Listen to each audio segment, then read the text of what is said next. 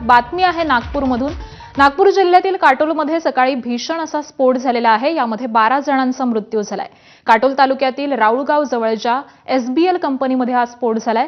स्फोटक बनवणाऱ्या कंपनीमध्ये हा स्फोट झालेला आहे आणि यामध्ये 15 जण हे जखमी झालेले असून त्यांच्यावरती जवळच्या रुग्णालयामध्ये सध्या उपचार सुरू आहेत। स्फोटानंतर मोठी आग देखील लागलेली आहे। अजूनही बचाव कार्य हे या ठिकाणी सुरूच आहे।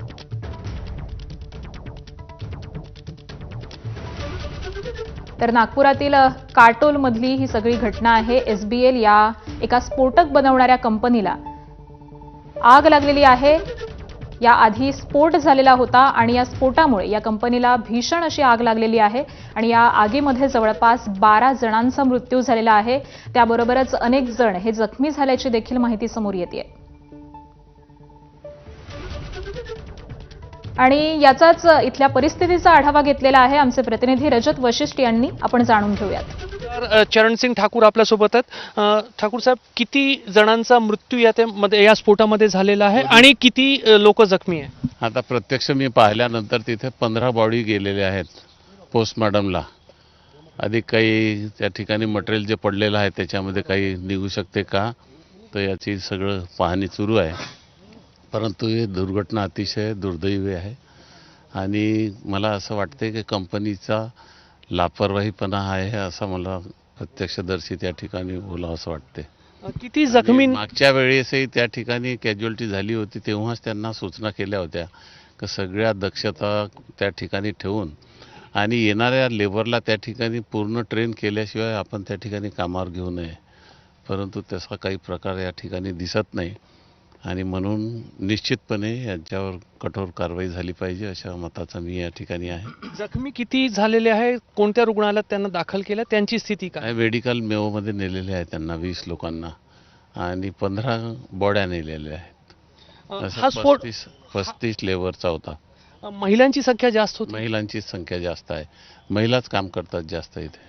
सर, पहिला स्फोट आपल्याला जी काही माहिती अधिकाऱ्यांनी दिली किती वाजता झाला आणि एकानंतर एक स्फोट अनेक झाले? मला वाटतं हा 7 वाजता झाला, कारण की मी सबकुंडला होतो, तिथे फिरायला गेलो होतो सकाळी पहाटे। तर तिथं मोठं काही झालेलं आहे। मला 5 मिनिटांना मग माझ्या सरपंच आहे त्यांचा फोन आला का भाऊ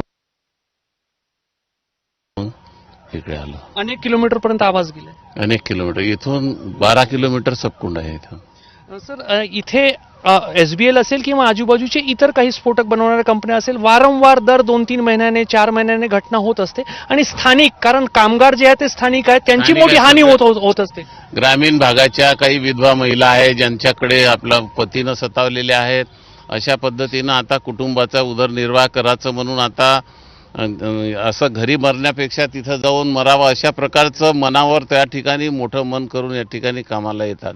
परंतु या ठिकाणी आल्यानंतर कंपनीवाल्यांनी एवढा मोठा कंपनीचा विस्तार करतात तर त्यांनी त्या ठिकाणी त्यांची काळजी घेतली पाहिजे। त्यांना प्रिकॉशनसाठी सगळ्या व्यवस्था केल्या पाहिजे। अधिवेशन सुरू आहे, आपण हा मुद्दा उचलणार का? कारवाईची मागणी करणार का? 100% कारवाई झाली पाहिजे अशा मताचा मी आहे। याला बंद केलं पाहिजे सध्या, बिलकुल काही हे नाही। कॅमेरामॅन अतुल हिडेसह रजत वशिष्ठ, एबीपी माझा, नागपूर।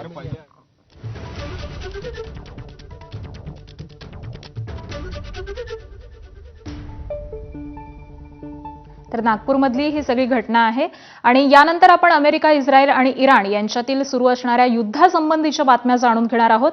अमेरिका, इस्रायल आणि इराण यांच्यामध्ये सुरू असलेल्या युद्धादरम्यान मोठी बातमी आता समोर येते आहे। अमेरिका, इस्रायलने केलेल्या हल्ल्यामध्ये इराणचे सर्वोच्च नेते